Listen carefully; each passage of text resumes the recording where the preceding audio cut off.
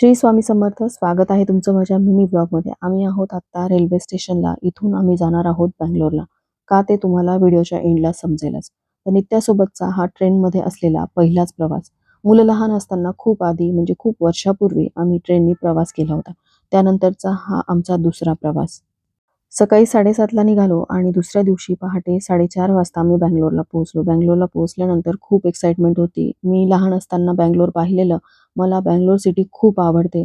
पण लग्नानंतर पहिल्यांदाच बंगलोरला आलो, तेही आमच्या मुलामुळे.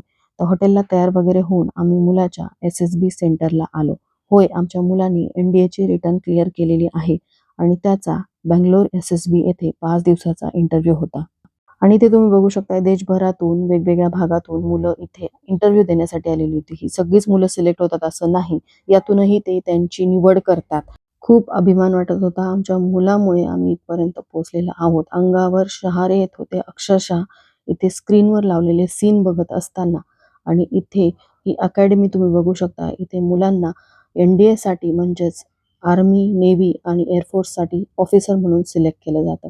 मुलाला इथे सोडून आम्ही बंगलोर एक्सप्लोर केलेलं आहे. ते तुम्हाला पुढील मिनी ब्लॉगमध्ये बघायला मिळेल.